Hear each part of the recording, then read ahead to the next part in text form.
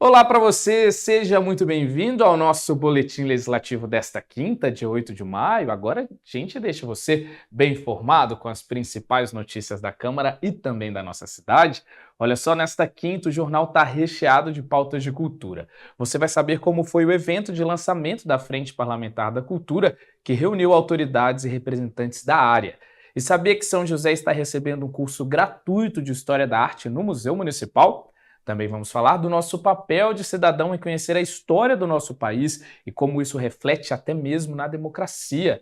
E ainda tem mais trabalho das frentes parlamentares, mas da Frente da Habitação, que fez a primeira reunião aqui na Câmara.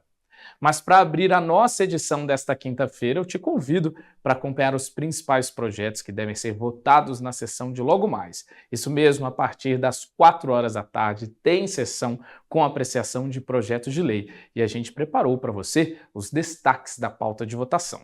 Dois projetos da pauta da sessão desta quinta-feira seguem em rito urgente. O primeiro é a proposta apresentada pela Prefeitura, que pretende revogar um artigo de uma lei de 2024 para adequar a legislação do município com as normas definidas pelo governo do estado. A mudança é necessária para viabilizar a doação de uma área pública, onde será construída uma nova escola na cidade. O outro projeto em rito urgente também é de autoria da Prefeitura.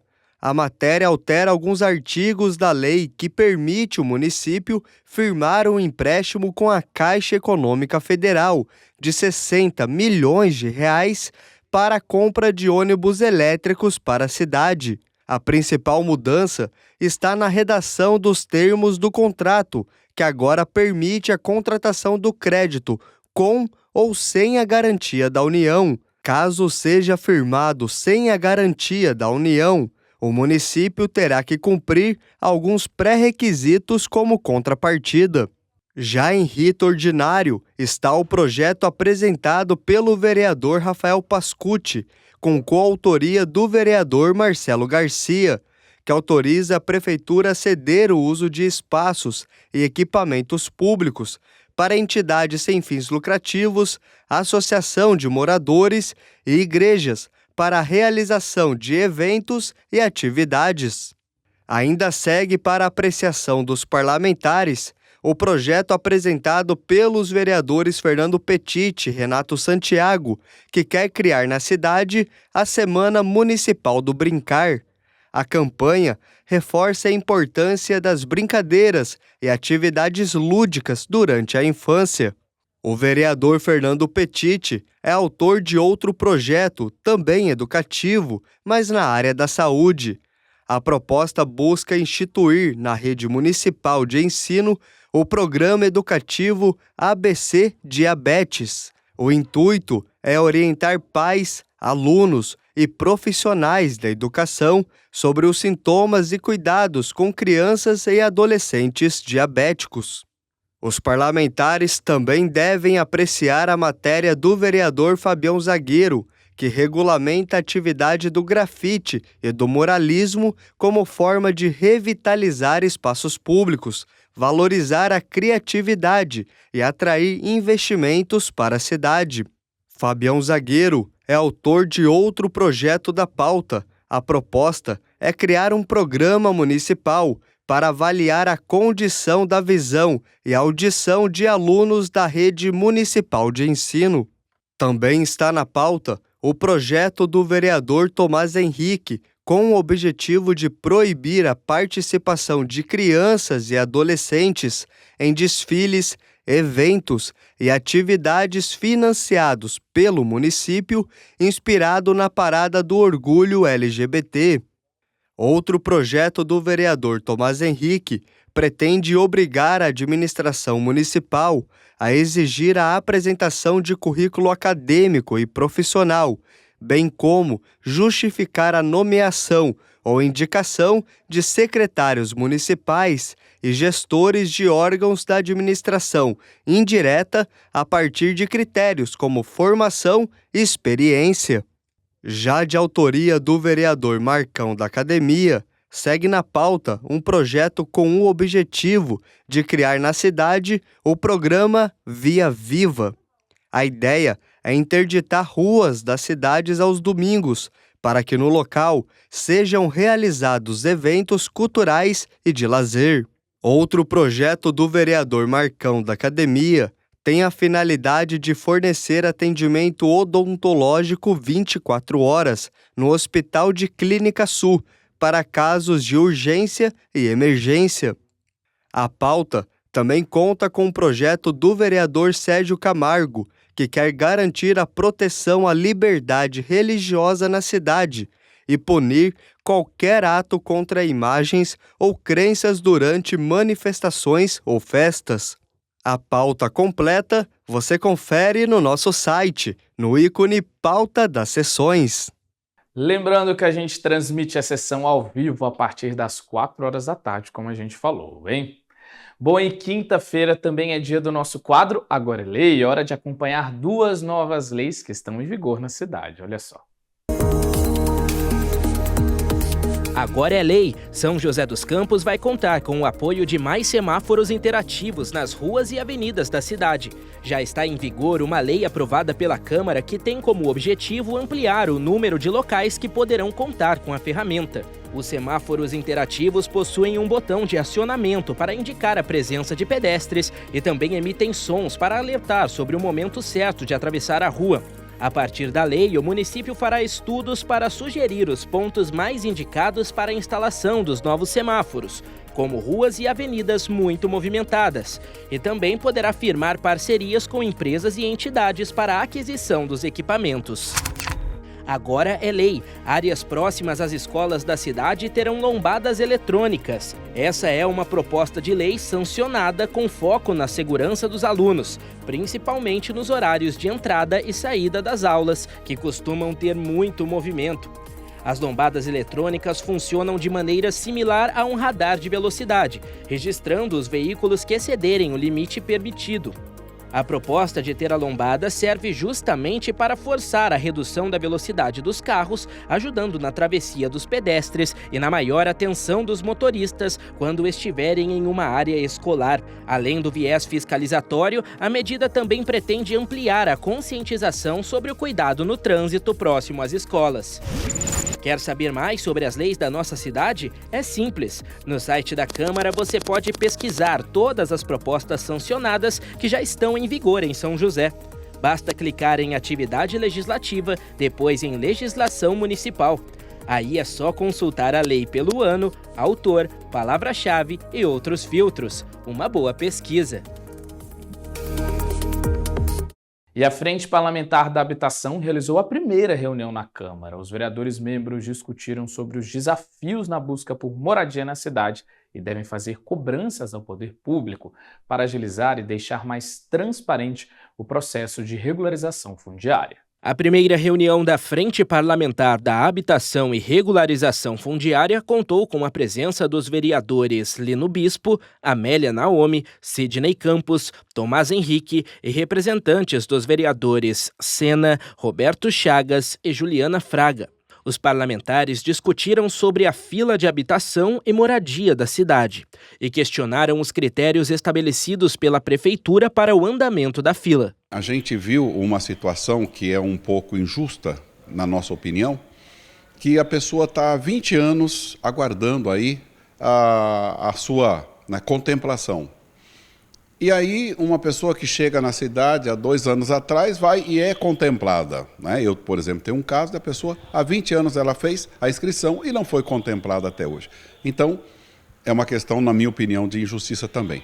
A gente quer saber se a gente consegue mudar um pouco também, essa forma de fila que existe no programa habitacional. Outro tema destacado pelos parlamentares foi a situação dos idosos da cidade, que, segundo os vereadores, têm mais dificuldade de conseguir moradia. Porque hoje os idosos de mais de 65 anos que já moram sozinhos, não têm nenhum filho, a sua classificação, o uniforme que nós temos é que ele fica lá embaixo. Então ele nem vai para o sorteio. Então uma preocupação nossa com essa camada. Hoje nós temos muitos idosos que pagam aluguel.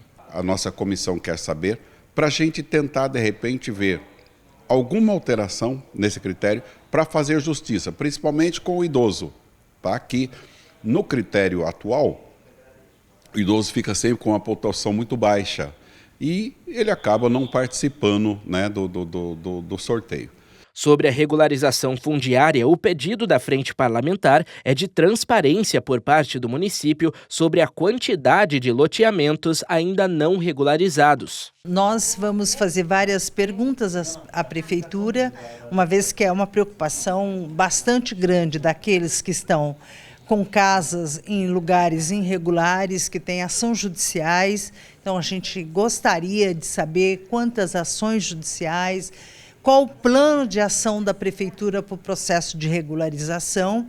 A Prefeitura precisa informar para a gente quantos loteamentos a gente tem irregular, não é?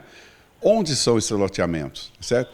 Quantas, vamos dizer assim, habitação em áreas institucionais que precisam ser regularizadas. Um requerimento sobre o tema será elaborado pela frente e encaminhado à Prefeitura, solicitando informações do poder público. Os vereadores pretendem se reunir novamente para avaliar os dados e propor alternativas para a situação da regularização fundiária na cidade. A frente quer que a Prefeitura responda, tá? E que a gente depois converse um pouco entre nós sobre as respostas. De repente, a frente pode, né, pedir que o presidente, ou seja, o secretário, possa estar numa das nossas reuniões, mas a frente ela não tem um poder de convocação, tá? Mas sim de sugestão para que a gente possa fazer a quatro mãos, né, um melhoramento na questão habitacional na nossa cidade. E um evento no plenário da Câmara marcou o lançamento da Frente Parlamentar da Cultura. Autoridades, representantes de entidades e instituições culturais, além de artistas, acompanharam o início do trabalho da frente e cobraram apoio dos vereadores membros no incentivo e suporte à cultura na cidade. Com uma plateia lotada e com direito até à apresentação musical, vereadores da Câmara de São José dos Campos lançaram a Frente Parlamentar em apoio à valorização da cultura joseense. O grupo, que foi criado por iniciativa do vereador Carlos Abranches, pretende dialogar com artistas e produtores culturais da cidade para ouvir as principais reivindicações da classe. A Frente Parlamentar quer dar voz aos artistas da cidade, quer que eles sejam escutados nas suas necessidades mais profundas e básicas. Qual é o cachê da apresentação de um artista? Varia muito, né? O que o poder público pode fazer para dar essa cobertura? Se nós ouvirmos para sabermos o que eles precisam, a gente tem força dentro da Câmara para poder encaminhar através de requerimentos, através de indicações, aquilo que faz parte das necessidades dos artistas. E além de artistas, divulgadores culturais e entusiastas, participaram do encontro as vereadoras Amélia Naomi e Juliana Fraga, que também fazem parte da Frente Parlamentar em apoio à valorização da cultura. Os trabalhadores da cultura, eles trazem demandas importantes e às vezes eles não conseguem chegar até o gestor que está fazendo essa administração aqui. Então, essa frente parlamentar veio para a gente fazer essa ponte, ouvi-los, trazer também os diretores, o gestor, fazer com que a cultura da cidade também cresça e seja valorizada. Para quem trabalha com cultura e depende dela para sobreviver, a iniciativa de criar uma frente parlamentar de fomento à cultura joseense foi comemorada e encarada como uma oportunidade para melhorar a visibilidade dos artistas de diversas áreas. Há essa necessidade de que haja meios de que o artista possa expressar, possa apresentar e a gente sai daqui cheio de esperança com a possibilidade de reverter essa realidade. Então é um momento de repensar, de praticar novos exercícios políticos aí e colocar os pingos nos is e a política cultural no seu trilho. Após a cerimônia para lançamento da Frente Parlamentar, o próximo passo do grupo é realizar uma reunião com produtores culturais até o final deste mês. Algumas pautas surgiram. Elas vão ser levadas para a próxima reunião com uma comissão de artistas que foi criada para a gente poder conversar. E eu vou levar a pauta da criação dessa comissão de cultura, que faz parte da produção do sistema cultural de São José dos Campos. A comissão que precisa trazer as demandas, ouvir aquilo que se pode fazer, para que a produção possa ocorrer de maneira organizada. A gente já tem um cronograma de trabalho, a próxima reunião vai ser agora no final de maio, com a temática, com um tema específico, que é sobre a gestão da Fundação Cultural. Então, já tem um cronograma de trabalho. A expectativa é que o trabalho da nova frente parlamentar tenha frutos para que artistas e produtores culturais de São José dos Campos sejam ouvidos. Somos amigos da gestão da cidade, do executivo. A gente quer um trabalho de parceria para que os beneficiados diretos, os artistas, possam sair mais felizes e produzindo arte, que é o que nos interessa. Para que os artistas, os trabalhadores da cultura de São José sejam realmente ouvidos e respeitados e valorizados em São José. E olha só, se você está na busca por uma recolocação no mercado, a gente tem boas notícias para você. O PAT de São José está com várias oportunidades abertas e a gente confere na nossa agenda de serviço. O PAT, Posto de Atendimento ao Trabalhador de São José dos Campos, tem oportunidade de emprego para açougueiro, ajudante de carga e descarga de mercadoria, ajudante de churrasqueiro, ajudante de cozinha, assistente de vendas, atendente de lanchonete, atendente de padaria, auxiliar de cozinha, auxiliar de limpeza, auxiliar de logística, balconista de açougue, chefe de serviços de limpeza, cobrador interno, consultor de vendas, copeiro, corretor de imóveis, cortador de roupas, costureira em geral, cozinheiro de restaurante, cozinheiro geral, empregado doméstico nos serviços gerais, faxineiro, garçom, mecânico de automóvel, montador de estruturas metálicas, montador e instalador de acessórios, motorista carreteiro, motorista de caminhão guincho pesado com muque, motorista de caminhão pipa, operador de caixa, operador de teleatendimento ativo, operador de telemarketing receptivo, operador de vendas, padeiro, pedreiro, recepcionista atendente, representante comercial autônomo, técnico em mecatrônica robótica, técnico em segurança do trabalho, telhador, vendedor de serviços e vendedor porta a porta. Ainda há vagas para pessoas com deficiência nos cargos de analista de marketing, assistente administrativo e operador de telemarketing. Para se candidatar, é fácil. É só comparecer ao PAT levando RG, CPF, carteira de trabalho e o cartão cidadão. O PAT fica na Praça Afonso Pena, número 175, no centro. E voltando ao tema da cultura, olha só que legal, São José dos Campos está recebendo um curso de História da Arte Brasileira. Com certeza o nosso país tem diversos expoentes no cenário artístico e nós vamos conhecer de perto a aula inaugural para conversar um pouco sobre a importância da arte tão transformadora e mostrar que São José também é um celeiro de produções artísticas. Sala lotada para prestigiar a segunda edição do curso da História da Arte Brasileira. Alunos de várias idades, desde jovens a idosos, marcaram presença no auditório do Museu Municipal. É o caso da Lúcia, de 70 anos. Apreciadora de cultura, ela veio com a amiga para aprender mais sobre o tema. E o assunto eu acho super interessante, eu acho bonito, arte, né? Eu tenho a minha sensibilidade particular para apreciar artes, tanto música, artesanais, etc., todas em geral. O Gabriel também veio em busca de aprendizado, por isso separou até o caderno para anotar tudo que o professor Guilherme apresentava. Assim como todos os povos, né, marcaram a sociedade com a sua cultura, né, e a gente tem que aprender um pouco mais sobre a nossa própria cultura, né, para a gente conseguir aí progredir como sociedade num todo, né. O curso oferecido pela Fundação Cultural é gratuito e terá a duração de 3 meses. As aulas foram divididas em 10 temas. A proposta é construir uma análise crítica de obras artísticas, unindo referências visuais à evolução histórica da arte brasileira, desde o período colonial até os dias atuais. Muito importante a gente saber um pouco sobre a história da arte brasileira, para a gente reconhecer a nossa identidade, para a gente saber o que a gente é, para não ficar reproduzindo, né, estrangeirismos, coisas de fora, para que a gente saiba, né, reconhecer a nossa identidade, de onde a gente veio, para onde a gente vai, o que é a arte brasileira, o que é ser brasileiro, né, como que a nossa história, né, que é muito, né, especial, como que ela acaba influenciando também o contexto artístico, o contexto da comunicação. Então essa é uma oportunidade muito boa que a gente tem aqui para discutir essas questões. O professor Guilherme, responsável pelas aulas, explica que o conteúdo vai além dos museus, abordando também as novas mídias digitais. O objetivo é ampliar o repertório dos alunos e até mesmo incentivar a produção artística em diferentes formatos. A história da arte brasileira ela não é só aquela que está no museu, né? Ela é aquela que também tá em outras mídias, que tem fotografia, vídeo, performance, então para ampliar também um pouco o repertório dos alunos, né? Então a gente vai comentando um pouco como que ela sai de um lugar e ela chega no outro, mas ela não se encerra aqui, né? Ela está sempre em continuidade de expansão e de novas ideias.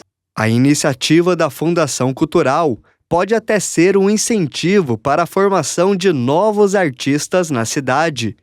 Esse foco na criação de oportunidades é apoiado pela Câmara, que busca ampliar espaços e oportunidades para desenvolver talentos. Aquele que faz o curso precisa encontrar possibilidades de transformar isso em obra de arte. Ele não fica apenas sabendo o que produziu na Renascença, o que produziu no período barroco, como foi o período romântico para a arte, mas é preciso que ele tenha subsídios, e aí cabe à Fundação Cultural oferecer oportunidades, espaços consagrados em todas as regiões da cidade, para que ele possa produzir, para que ele possa transformar num quadro na arte plástica, para que ele possa transformar com um instrumento adequado, uma música, um canto coral. O vereador Carlos Abranches, autor do requerimento que criou a Frente Parlamentar em apoio e valorização da cultura joseense, afirma que a cidade possui um enorme potencial artístico, com nomes que levam a cultura local até mesmo para fora do país.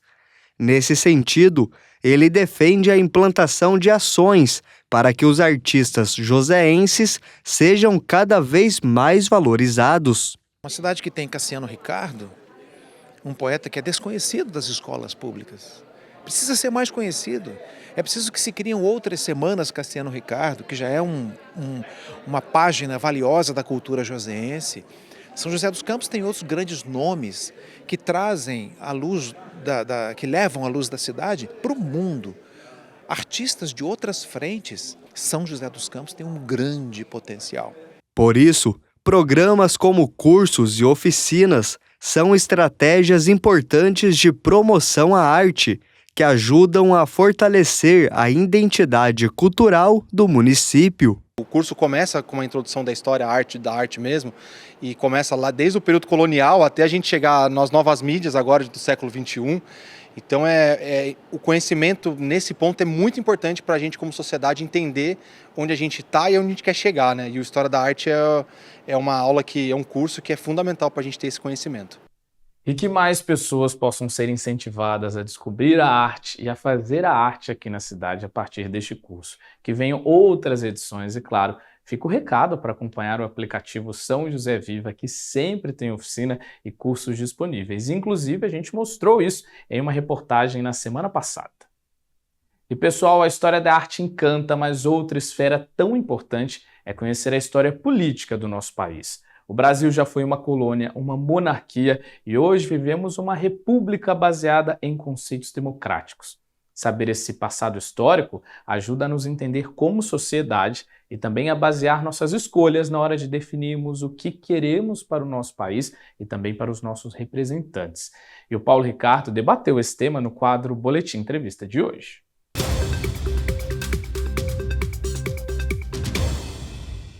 Olá, sejam todos bem-vindos ao Boletim Entrevista. Vivemos um momento em que o debate político está cada vez mais presente no dia a dia, seja nas redes sociais ou até mesmo nas conversas em família. Mas para entender o presente e fazer escolhas conscientes, é fundamental conhecer o passado também. Por isso, trouxemos a Maria Helena Alves, historiadora do Centro de História e Memória da Univap. Maria Helena, muito obrigado pela sua presença, pela sua participação. Bom, qual que é a importância, da gente conhecer a história do Brasil? Olá, obrigada pelo convite. É interessante a gente conhecer a história para pensar em relação a processos. Muita gente acha meio chato, meio tedioso, porque para você estudar, você mencionou política, né? Precisa a gente pensar pelo menos assim uns 400 anos para trás, mais ou menos, desde o período que o Brasil era colônia, e como que nós éramos regidos basicamente por portugueses, né? Então teve todo esse processo da Primeira República, da Declaração da Independência.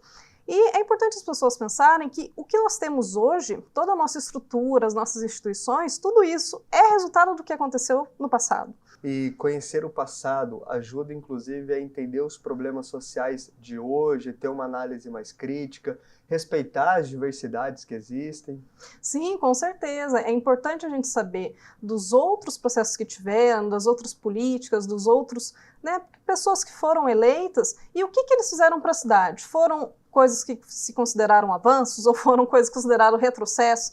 Foram pessoas que investiram na saúde, na educação? Quais foram as políticas que essas pessoas adotaram para a cidade? Quais foram as visões delas para a cidade, né? Então é importante que a gente saiba isso hoje e também no passado, né? Quais foram antigamente as visões, as políticas que foram implantadas aqui? Quais que foram os investimentos? Porque o que nós temos hoje é resultado do que foi feito antes, né?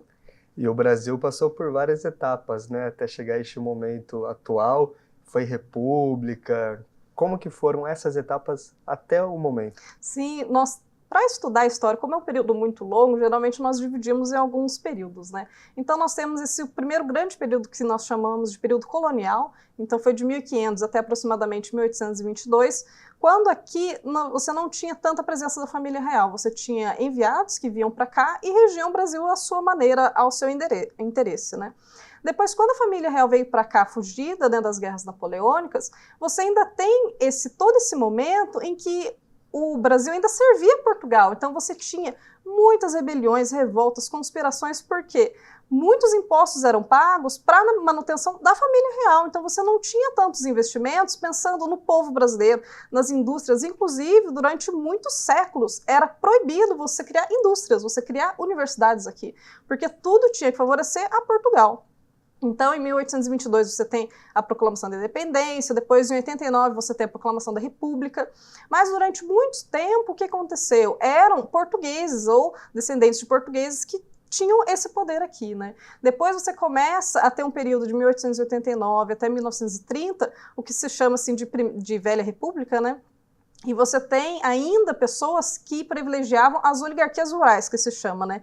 Então você tem aquela política do café com leite, que tinham políticos que privilegiavam São Paulo, depois Minas Gerais. Então você tem depois o período Vargas, que também foi um período muito autoritário, mas que gerou vários direitos para os trabalhadores, né? Depois você tem um breve período democrático e, é claro, depois você tem o período da ditadura militar, né? Que nós até estávamos conversando sobre como que isso impactou aqui em São José dos Campos também, e várias outras cidades que eram consideradas muito importantes no cenário do Brasil em geral, porque aqui você tinha algumas empresas, você tinha já a Embraer, você tinha o CTA, né, que tinham muita importância no cenário nacional. Então aqui, por exemplo, nós ficamos muito tempo sem poder eleger prefeitos, né? Várias outras cidades aqui ao redor também. Você não tinha mais esse processo democrático. Depois de 85 nós temos, né, a Constituição, temos todo esse processo, e finalmente conseguimos, então, voltar, não só no Brasil, mas também aqui em São José dos Campos, a poder eleger nossos próprios representantes. Então é sempre importante pensar nisso, que de certa forma nós somos ainda muito jovens, né, nesse processo democrático.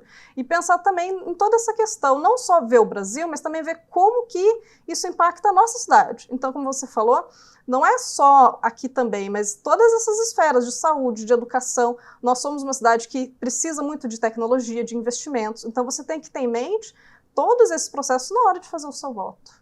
Perfeito. E a gente passou por esse processo de ditadura, ficamos sem poder exercer o voto, né?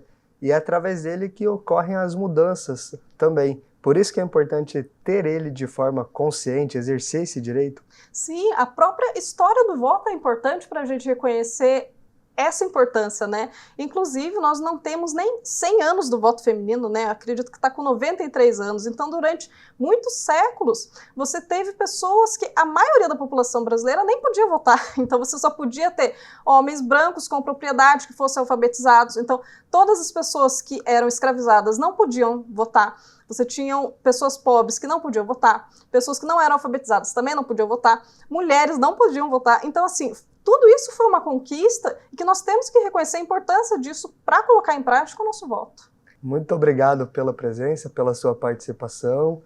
Então é isso, pessoal. O Boletim Entrevista de hoje fica por aqui. Até uma próxima. Tchau, tchau.